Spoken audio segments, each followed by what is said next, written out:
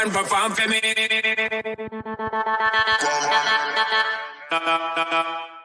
Come over here and perform for me. I'm on it. Give me the, give me the. Baby boy, say I'm not. Just give me the light. I'm on it.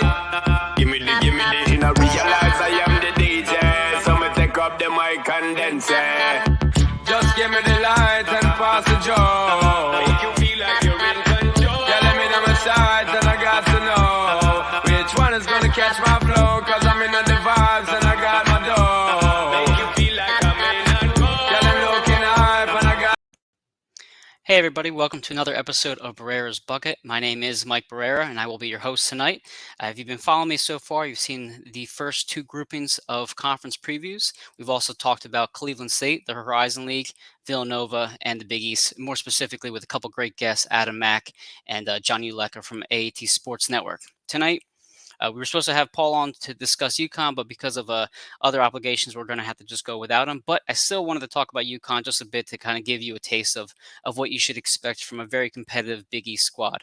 On top of that, we're going to finally close out our conference previews. We have another batch of conferences to discuss. Specifically, we're going to talk about the SEC, the Pac-12, the AAC, Ivy, the MAAC, the MAAC, the MEAC, the Missouri Valley, the Mountain West, the Northeast, and the OVC, or the Ohio Valley Conference. So we're going to close out with that grouping right there.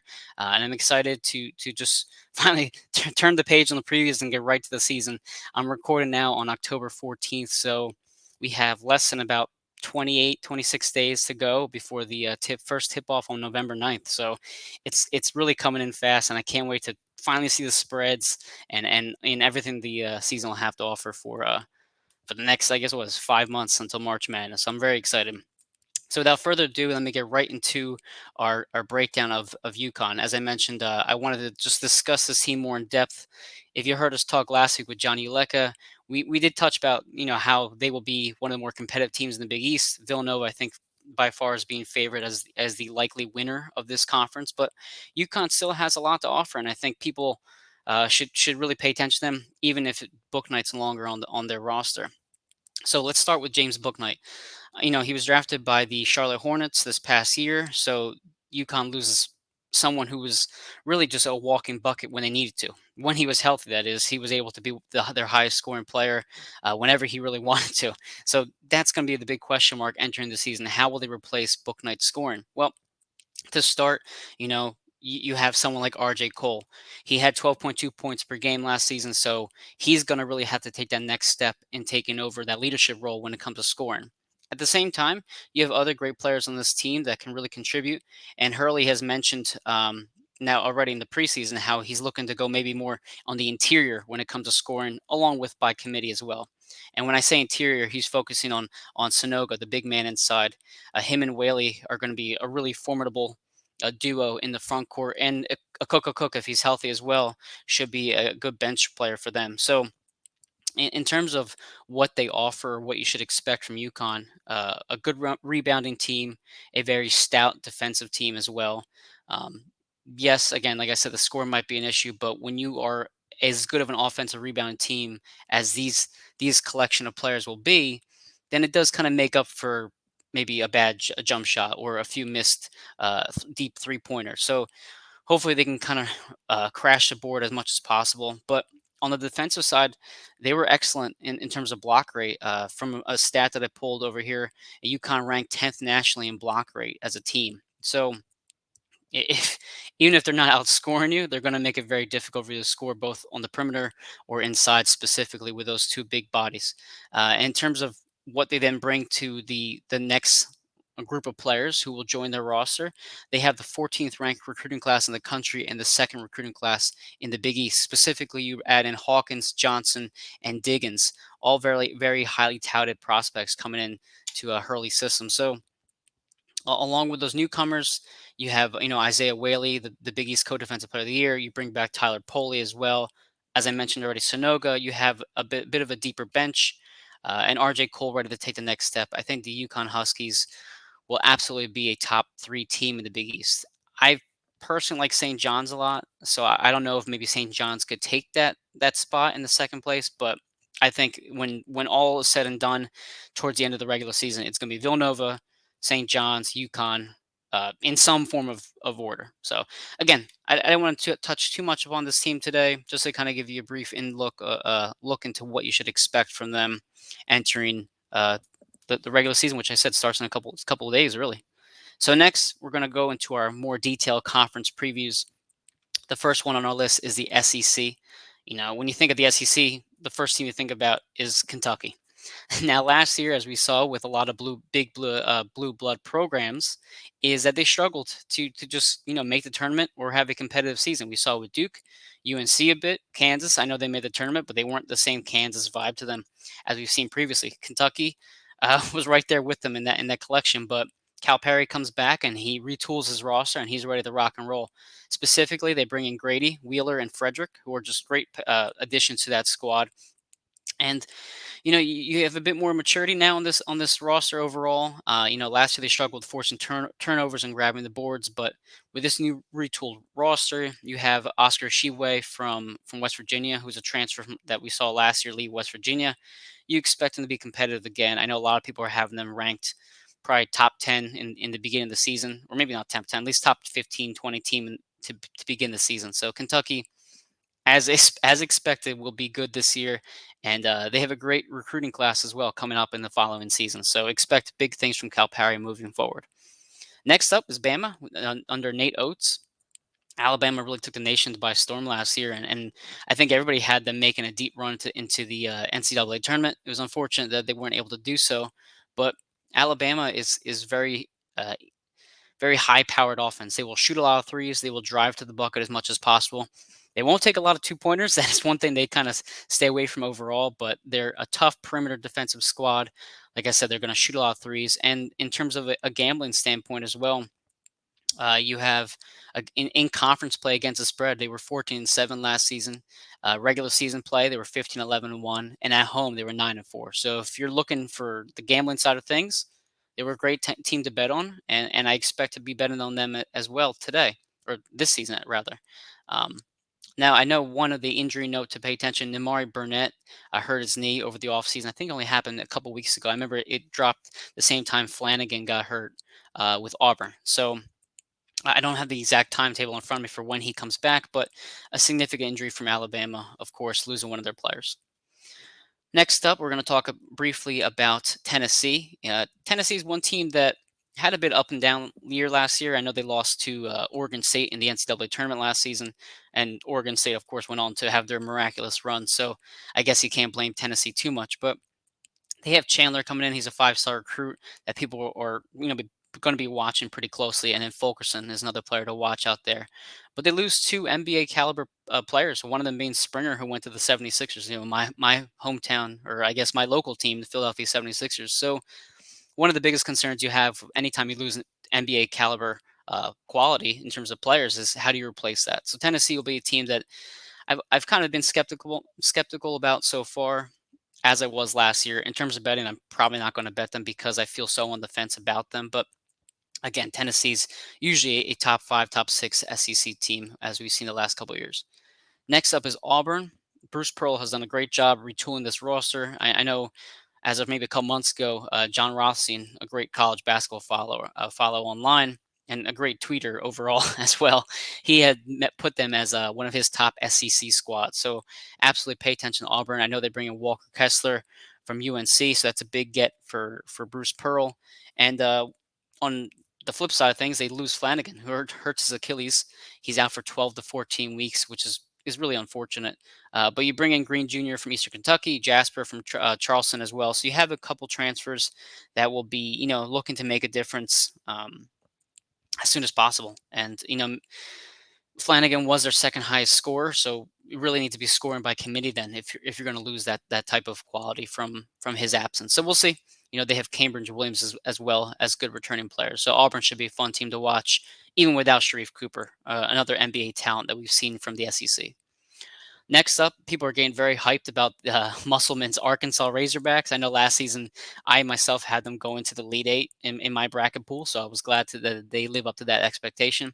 They ended up beating Colgate, Texas Tech, and Oral Roberts last year to make it that far. So maybe not the hardest route in terms of the competition they played, but nevertheless, Arkansas was a strong defensive squad, and they had Moody leading the way, who's now no longer there. People are getting very excited about Arkansas. They bring in likes from, was it Miami? Now, in terms of his defensive abilities, he's a bit smaller, so it's going to be interesting to see how he does on that side. He's also had injury issues as well.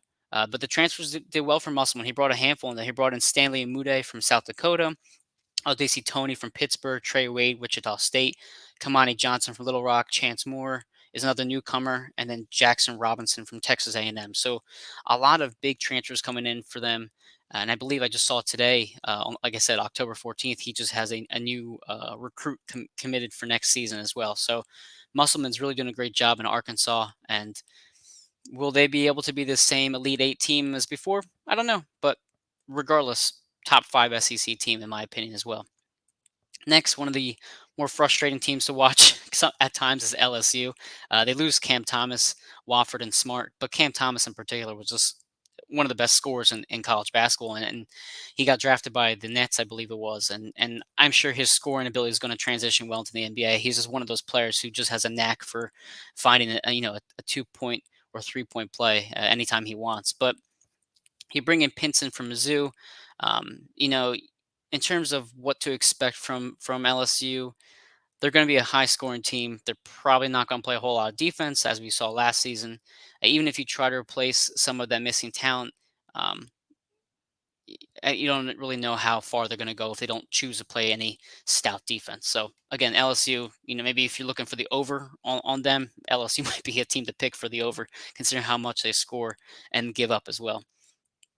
Florida, I'll just talk briefly about them. Castleton being the big player there to pay attention to. I know they made the NCAA tournament last year, didn't go far, but Florida looks to get back to the way they used to be when Billy Donovan was around with was it Joakim Noah and that really great group of players.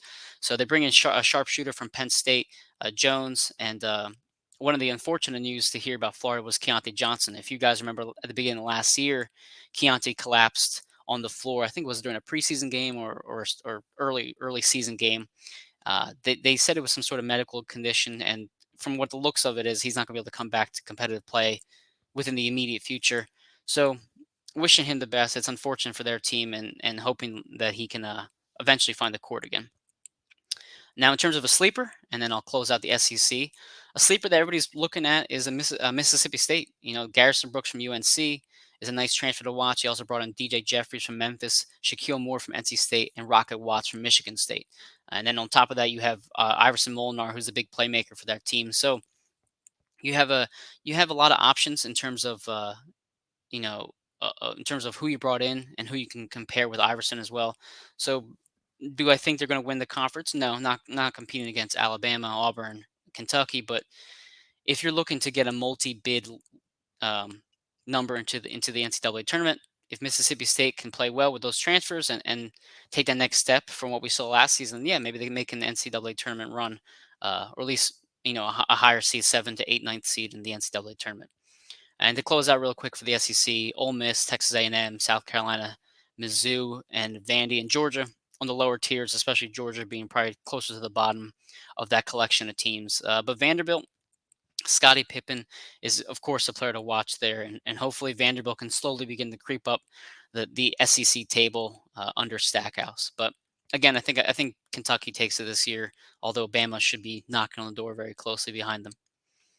Next up is UCLA. So real quick, I saw today from one of my buddies on Twitter, Mark Cundiff, and I'll pull up his tweet in 1 second. Today he talked about Jamie Jaquez, one of the players for UCLA who we saw last season have such a great contribution in the NCAA tournament. He says Jamie Jaquez had the 3rd most points ever for a UCLA player in their NCAA tournament debut last season. He had 27 points, which was behind Lou Alcindor, 29 points, and Reggie Miller, 2 obvious Hall of Famers right there. So some great company for Jamie, and you expect him, Tiger Campbell, and Juzang to lead the way again. UCLA is being looked at as a top 5 team in the nation, expected to win the national title this year, if not at least make the Final Four. So UCLA has a very, very high bar that they need to hit. But one of the questions I have is, if they didn't go on their miraculous run last year, would they be as closely looked at for a national title contending team? I'm not sure. I mean, yeah, they have Peyton Watson coming in, who's a fun player to watch, and then they bring in Rutgers Miles Johnson, which is actually a very nice addition for them. But if you look more closely at their tournament run, I'd say they got a bit fortunate as well. Michigan State had the lead, they blew it, and UCLA advances. And then in terms of free throw percentage, Michigan shot 54% from free throw line, Bama 44%, and then BYU, which is typically a good shooting team, only shot 56% from the charity stripe. So you're looking at three teams who shot less than 60% against UCLA, and then Michigan State blowing the lead. If Michigan State can hold on in that first round, do you think UCLA is able to be a title contending team this season? I'm not sure.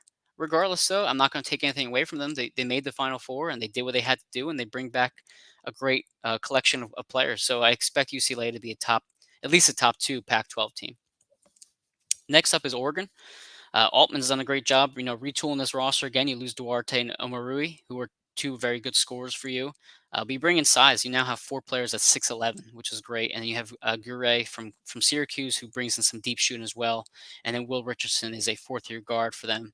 And then look at a couple extra transfers. You bring another Rutgers player into the Pac-12 rather, with Jacob Young and Divine Harmon from OU. So you bring in some new players in there. You add some size to the team. If you guys remember, I believe it was the first matchup against USC, Oregon got smacked around pretty good, pretty good against that very tall Trojan squad. So adding size to them is very essential for sure. But if they can't score on the inside, you looked at them last year as one of the better 3-point shooting teams in the nation. So Oregon will again be consistently good in the Pac-12 as we've seen so far. A team I'm really excited about is Arizona. New coach Tommy Lloyd comes in. He had 20 years with Gonzaga program under Mark Few, so he comes from a great background in terms of the coaching tree, and he's a big international guy. He's going to be heavy with that this season on their roster, and he brings in Ballo from Gonzaga, and he also brings in Kim Aiken from Eastern Washington. And if I remember correctly, Aiken had originally signed with Washington State, but because I think of academic problems or something along those lines, he ended up going to Arizona. But Kim Aiken was a Defensive Player of the Year for the Big Sky. So you have a good size inside for the interior. You have a defensive-minded squad with the front court and their length as well. You expect them to be good on the defense. With Tommy Lloyd, from what it looks like, it should be a high-tempo offense as well. So Arizona, I think, could actually be a top 3 Pac-12 team, and I hope so. I think seeing what Tommy Lloyd can do will be very exciting to watch. Next up, a team I've already mentioned briefly was the USC Trojan. They had Evan Mobley last year, who was I think it was a top 3 pick in the NBA draft. I think he went second overall. But you lose Mobley, but you still have one more left with Isaiah Mobley, who's expected to have a breakout season. I was also listening to an interview with John Rothstein, and he mentioned Ethan Anderson, the team's point guard, had just lost 20 pounds. He went on some crazy diet, so he slimmed up. You bring in Boogie Ellis from Memphis as well, who's another ball handler that you can add to the mix. But it's tough. You lose an NBA high caliber talent with Evan Mobley. They had one of the best 2-point defenses in the league last year, and him being a main reason for that. So USC will be tough. And they were fortunate with who they matched up with in the tournament last year, but I think USC should be expected to make the tournament this year. Do I think they make the Elite Eight run that they did previously? No, but I think a Sweet 16 is expected based off last year's success. So USC, another team to watch in the Pac-12. Next up is ASU, Arizona State University. They have Marcus Bagley returning, which is huge for them. They also bring in Marion Jackson, the MAAC Player of the Year with Toledo. He was just a scoring beast out there. So you come into Hurley's system with Jackson. You expect him to play at a high level under his guidance. But we have to wait and see with Arizona State. They've had some talented players in the past, but they just never seemed to put it all together. It was kind of a broken style chemistry for them. It's hard to explain, but overall, you really need to, if you have someone like Hurley and you have the talent like Bagley and Marion Jackson on your roster, you really need to piece things together if you're Hurley. So all eyes are on him this year to hopefully break the top 5 of the Pac-12. And then next, another team that I'm really, really excited about, and I loved watching last year, was Washington State. Isaac Bonton is gone, but you saw the emergence of Noah Williams last year, and you expect Noah Williams to have a big season this year. Kyle Smith's done a great job out there. If you remember from way back when Tony Bennett was there back in 2008, their last NCAA tournament appearance. So it's been a long drought for Washington State fans out there, but you really have a good squad. And if you're looking to replace Isaac Bonton, who was by far your best player, well, you bring in Flowers from South Alabama, who led the league and who led the Sun Belt rather in scoring last year. So you replace scoring with another scorer in Flowers, and you have Roberts, who's a great shooter from deep, and he adds a little bit of more offensive punch to make up for Bonton. And then Abagidi is another front court player who'll be good off the glass as well. And then a name you might recognize, Dennis Rodman's son DJ. He's a good shooter as well. So they have some shooting now. They'll play some strong defense as well. They're just a tough defensive team, just a tough unit overall under Coach Smith, and I expect him to be maybe a top 5 or 6 team in the Pac-12. I know people had them as a sleeper this year, and I think rightfully so. We saw glimpses of it last year, and I think we're going to see that step forward next year, or rather this year, entering hopefully the March Madness, and they can finally make it in there.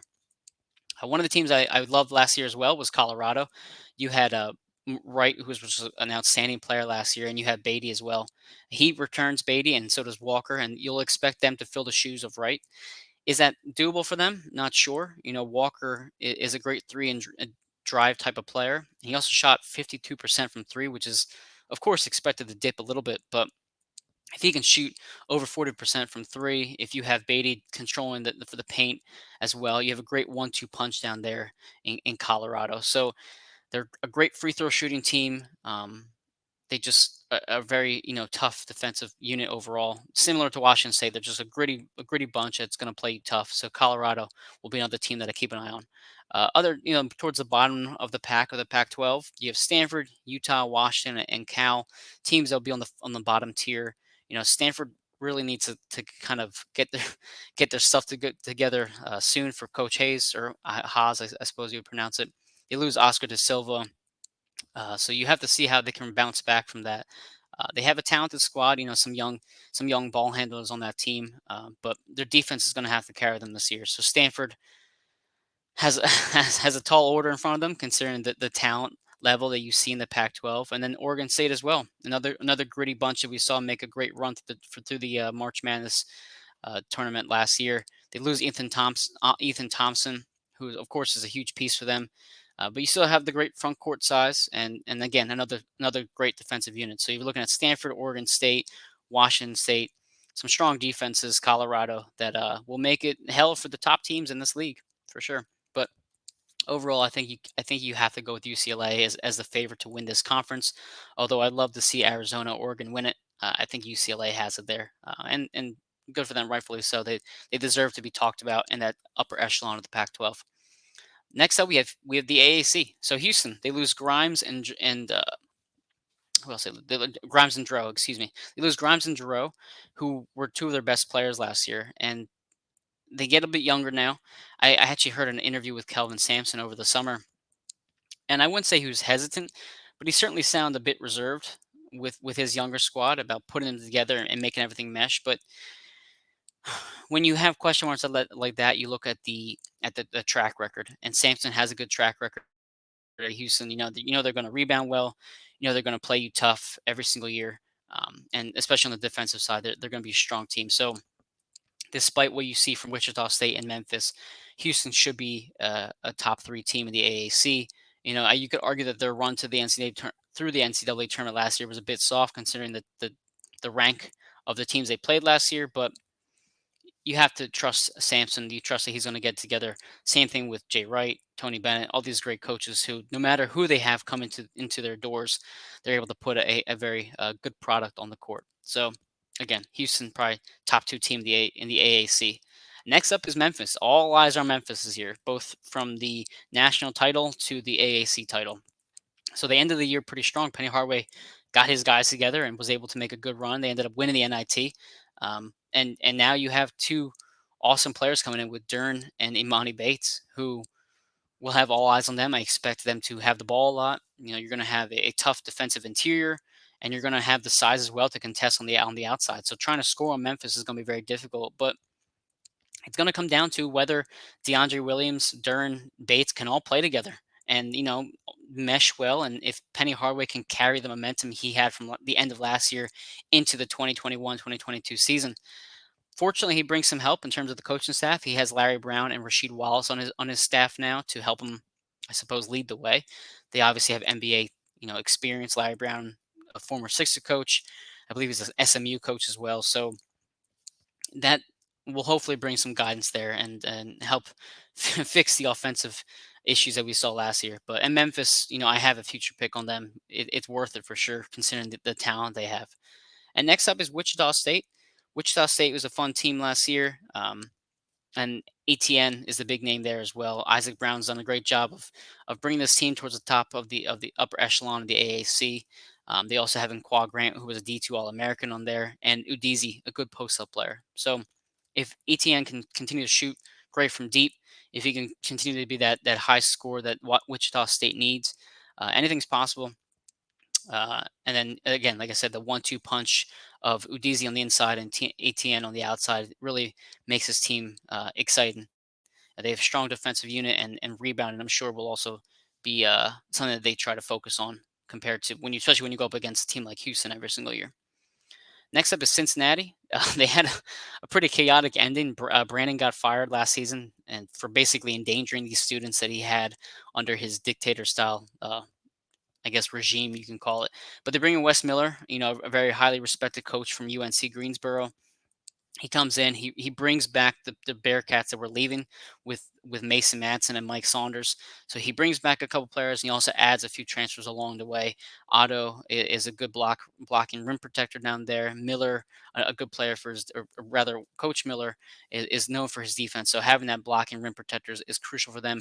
Koval is another good blocker, and Aguama can rebound as well. So you expect Cincinnati to be that tough fighting team like we've seen in the past years, especially with Wes Miller focusing so much on the defensive side. The team that I briefly mentioned earlier was SMU, formerly under Coach Brown. Now they have to see if they can make up for last year's up and down season. They made the NIT, but COVID really hurt them bad. And in terms of the betting standpoint, I try to stay away from them. It was just hard to trust them. They constantly gave up the lead, and that's not a team that I like to put my money on for sure. But Kendrick Davis led the country in assist rate. But besides him, the turnovers really hurt the squad for sure. And then you lose Ferron Hunt for the professional ranks. So is this team going to be great? I don't know.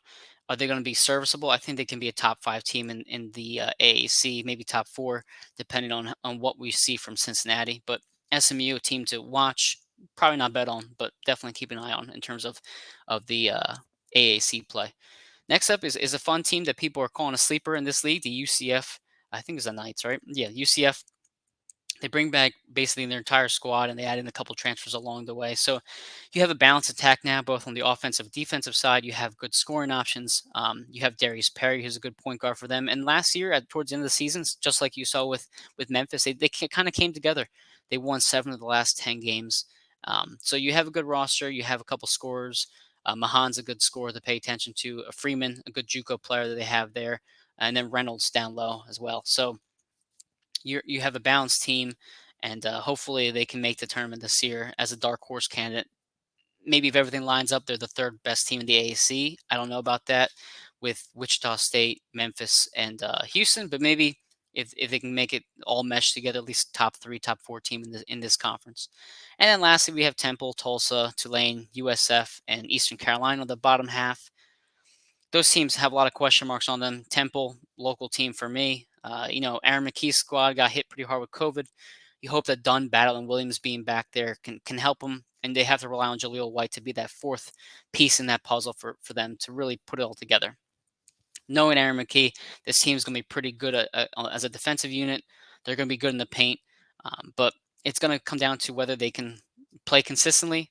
And, maybe we just look at last year and kind of throw it away. COVID hurt them. They couldn't get things together well. Maybe another offseason under their belt, they can finally put it together. So because it's a local squad, a team that I've seen recently play live, I hope that Temple can do well. So next up, the ACC winner, I think I'm going to go with Memphis, just for the hell of it, for Penny Hardaway. I like what he brings to the table with his squad. Now, next up is the Ivy League. Really hard to predict what to expect from the Ivy League. Considering they didn't play last year, but you look at the top teams that are typically contending for the top spot: Harvard, Penn, Princeton, Yale.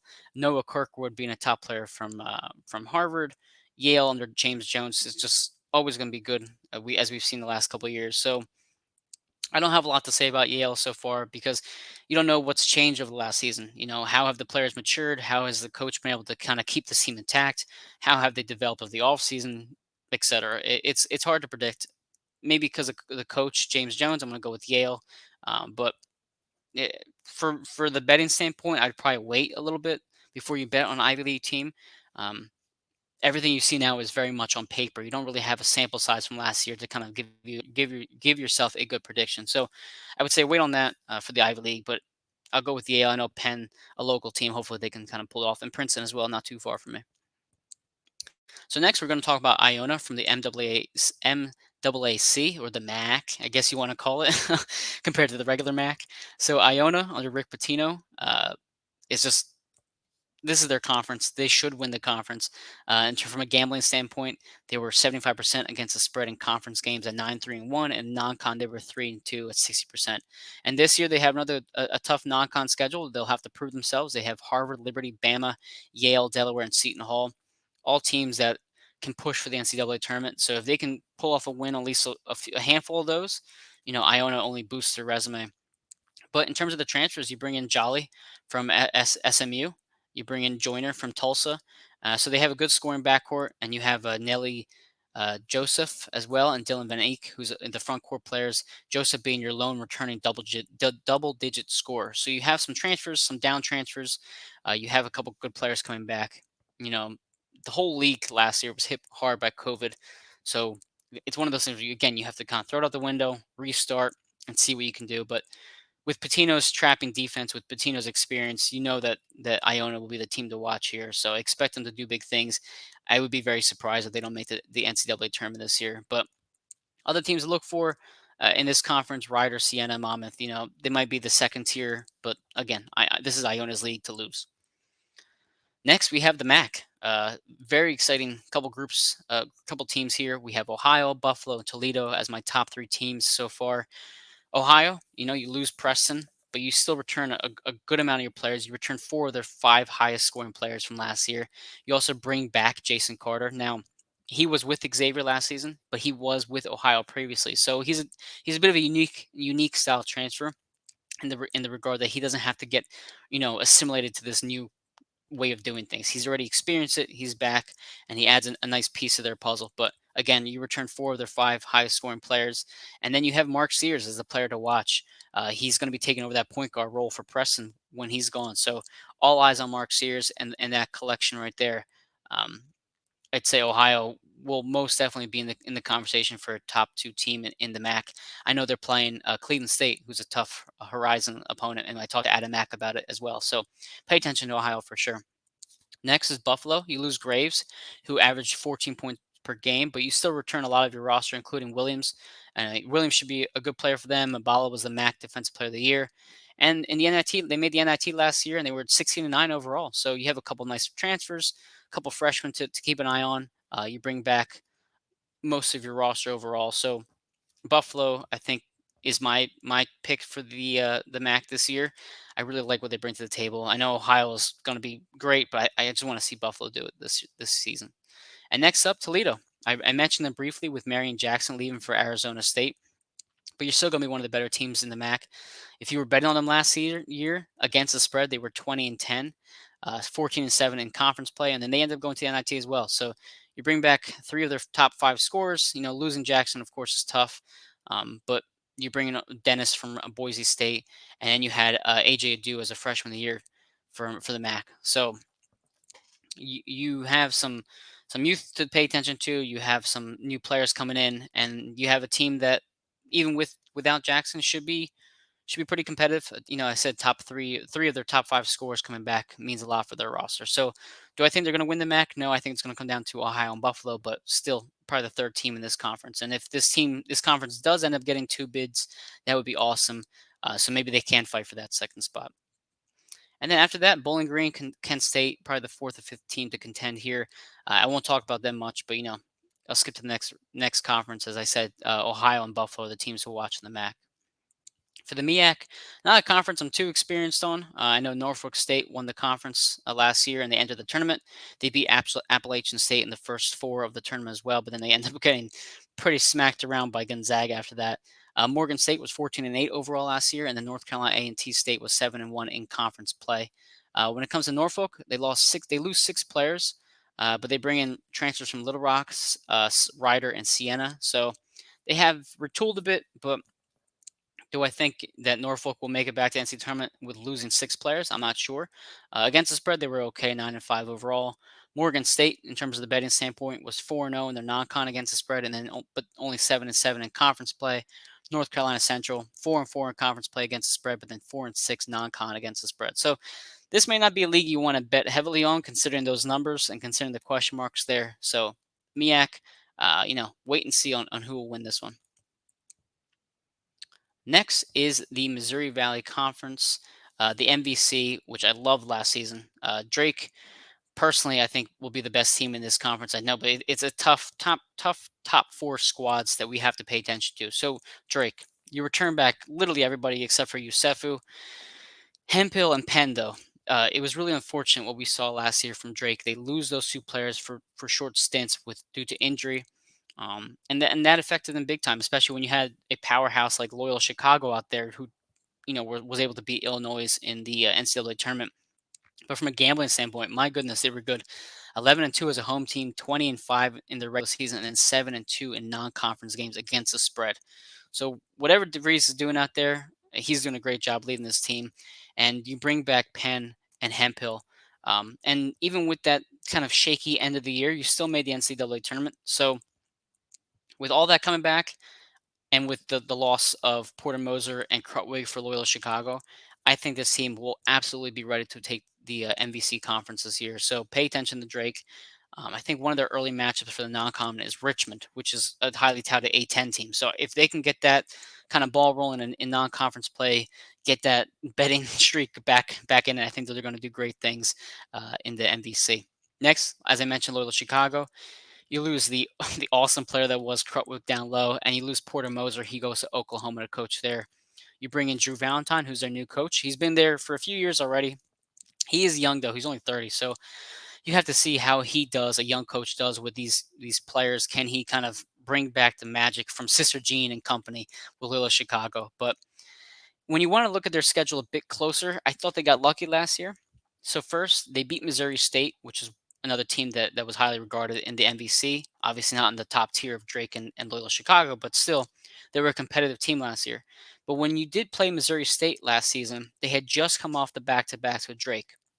So Missouri State faces the back-to-backs with Drake. They lose both of them. They come into play Loyola Chicago, and they just didn't have anything left. Their tournament dreams were basically dashed at that point. So I think they just kind of collapsed. If I look at the scores now for Loyola Chicago versus Missouri State, it was 72-46 and 70-50 in favor of the Ramblers. So they really got fortunate there. And then when they played Drake, they blew them out one game, and they lost to them on the next game. But again, that came down to the injuries of Hemphill and Penn. You're playing a Drake squad that wasn't at its fullest potential at that point. So I thought they got a bit fortunate there. But regardless, you're bringing back their next 7 scorers after Krutwig, and then you bring in Chris Knight from Dartmouth, who I've heard is a really nice player, nice addition for them. So for Drew Valentine being a first-year coach at the age of 30, he certainly has a lot of great pieces in place. Do I think they're going to beat Drake? No. Do I think they can compete with Drake? Absolutely. I would expect them to be the 1B to Drake's 1A in this conference. And then next, as I mentioned, Missouri State. The Bears had a tough run when they had the back-to-backs. They had back-to-backs with Drake. They lost 68-61 and 78-73 in those two matchups. And then, as I mentioned already, they get blown out by more than 20 points in both of those matches versus Loyola Chicago. But regardless, even though you lose Ritter, who's had 7 points per game as your forward, you have Mosley, Prim, and Black coming back as your top 3 scorers. So they have scoring. They have their players coming back.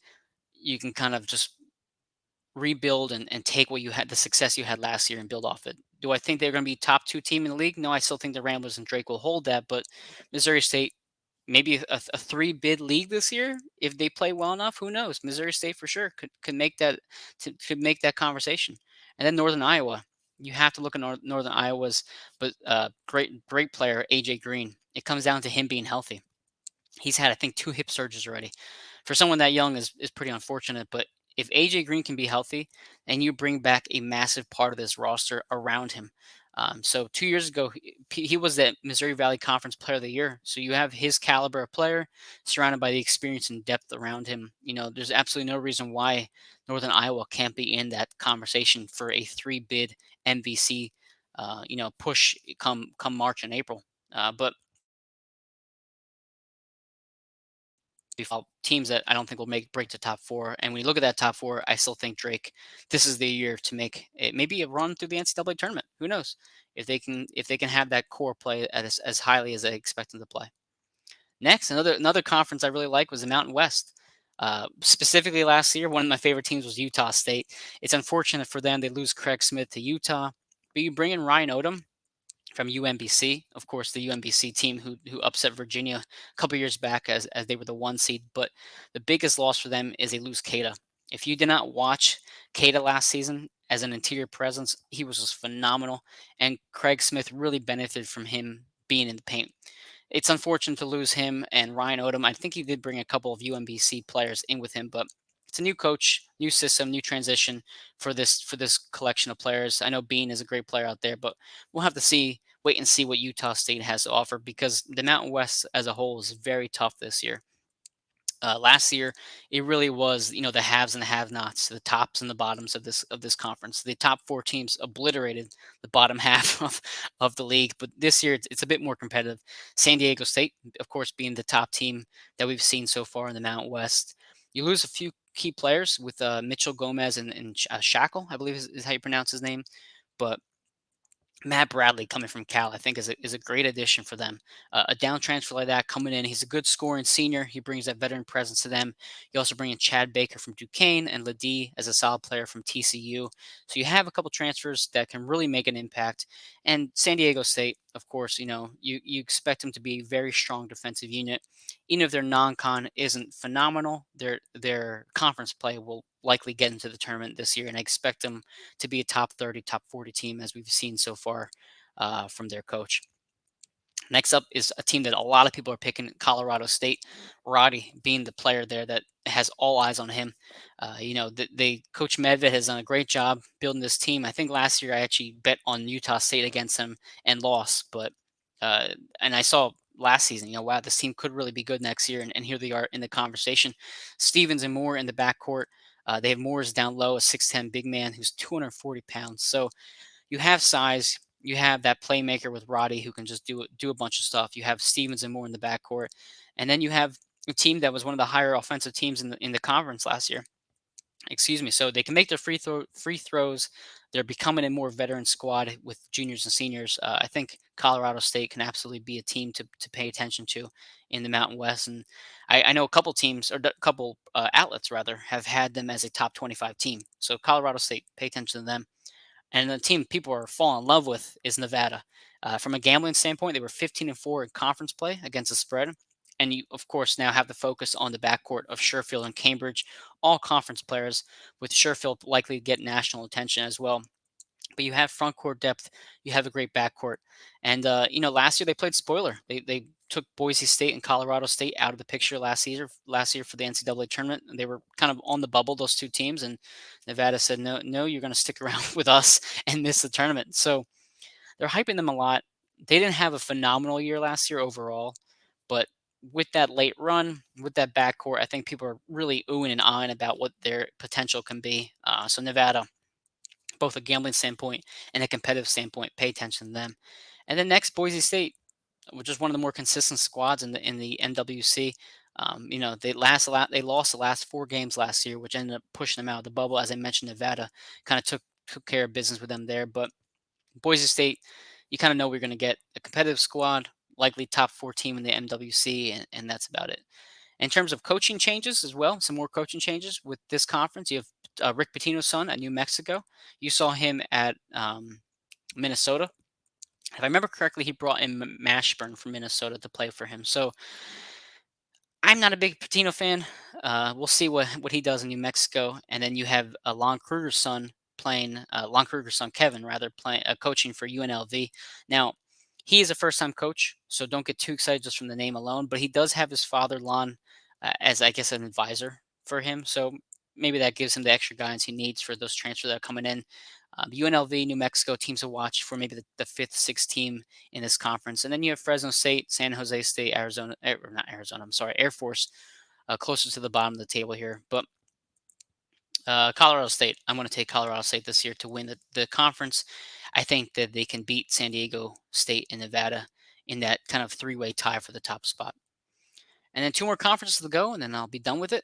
Northeast, you had Bryant lose to Mount St. Mary's in the conference tournament last year, and they were unfortunate that they could not make uh, that March Madness pool. But they were 11-7 last year in the regular season against the spread. And you bring back your leading scorer with a Kiss, and you bring back your core. So they don't have a lot of bench depth, so you really need to maybe get one or two pieces there to help them kind of take the next step. But Bryant was a fun team to watch. And you added George Mason transfer as well for some size and experience too. Other teams to pay attention to, you have LIU, who's got a good front court, Sacred Heart, who returns a lot, and then Wagner as well returns a lot, including Alex Morales, the NEC Player of the Year, and he's just a phenomenal guard that I've heard great things about so far. So Wagner will be a team I have to pay closer attention to this season when I watch Bryant in the Northeast. So overall, I like Bryant, unless Morales can take Wagner to the next level. We'll see what they can do, but I think I'll go with Bryant again this year because I really liked him last season. And then finally, we have the OVC, the Ohio Valley Conference. I thought Belmont got snubbed last year as they did not make the tournament. I was hoping that they would have made it over Syracuse, but I don't make the rules. It was unfortunate because Casey Alexander, who's just a really good coach, had a nice season, and it's unfortunate they lost in the conference tournament. The OVC is not typically a two-bid league, so they lose to Morehead State, and it's just unfortunate for them because I thought they had a lot going for them. In terms of the gambling standpoint, they were 17-8-1 against the spread in the regular season, and they were over 60% both home and away. So if you're looking to bet on them. If you're looking to pick them as your conference winner, I'd say it's safe to pick them, and they should at least try to make it. But if they want to improve their NCAA tournament appearances next year or the year after rather, they are moving to the MVC, so they will be in the same conference as Drake, Loyola Chicago, Missouri State, Northern Iowa, as I mentioned before, and hopefully that will give them the chance to be a two-bid team in a league that gets more recognition compared to the OVC. Other teams to pay attention to, you have Morehead State. As I mentioned, they were in the NCAA tournament. They lost to West Virginia, though, unfortunately, in the first round. And they lose Cooper, who was one of their highest scorers last year. They bring in a couple transfers, and you also have Johnny Broom, who was the OVC Freshman of the Year, and Potter, who was their big three-point guy out there. So Morehead State can maybe make another push for the second spot in the OVC behind Belmont. And then Murray State, John Morant's Murray State. You lose a good handful of players, but they do keep their two highest scorers. And KJ Williams is a big scoring big man down low, but he also shot pretty good from three. And then Tevin Brown is a good guard for them who can kind of stuff the stat sheet as well. So Murray State, Morehead State, maybe they battle for the second and third spots, while OVC is run by Belmont, which I think this is their conference this year for sure. But overall, that concludes my conference previews. As I mentioned, it's a lot to unpack. My main point of this is not to be diving deep into every single squad, every single team, every single player. What I want you guys to focus on is, okay, I didn't pay attention to college basketball all summer because I was watching baseball or whatever other sport you were watching. So can I get a crash course in the teams to pay attention to, a couple players, a couple transfers? I kind of want to be Cliff Notes, I guess you can call it, for the college basketball world. So hopefully you've enjoyed these very fast hitting conference previews. I've really enjoyed putting together so far, and I've learned a lot. And what you'll see from me moving forward is I have a pretty exciting guest coming in next week. I'll announce it after the show is released to talk about Pittsburgh, and then after that we'll discuss a week by week analysis of each game or each matchup coming in November, December, and moving forward towards the NCAA tournament. I'll talk betting, players to watch for, maybe the money line plays that I'm intrigued by, maybe a couple parlays. Last year I did pretty solid in the betting standpoint, so I hope to share the knowledge with you, and hopefully we can all make some money. But I'll close now with my sponsors. First up is Manscaped. You get 20% off and free shipping if you use code AATBirds at manscaped.com. Next up is OddsJam, the #1 software platform for sportsbook bandits. Sign up today at oddsjam.com via AATBirds. Oh, that's not my... There you go. Another sponsor. Check out Statement Games at statementgames.com for a fun new way to fantasy sports entertainment. You can win gift cards and free prizes because it is completely free to sign up. So please check out statementgames.com. It's a really, really interesting way to gamble. Next up is one of our newest sponsors, La Terrain Watches, LaTerrain.com. Use code AATBirds for 10% off checkout for some really, really nice collection of watches there at La Terrain. And lastly, well, this is for my Across the Pitch show, but if you go to the atbirds.com shop, you can check out all of our gear, Barrera's Bucket, the Across the Pitch show gear that I have on sale there, and then all the other network shows as well, Chips and Dish. The weekly show, Johnny puts out a bunch of great Eagles content and stuff like that, and then Burning Bridges as well, one of our newest shows. So I hope you've enjoyed our conference preview so far.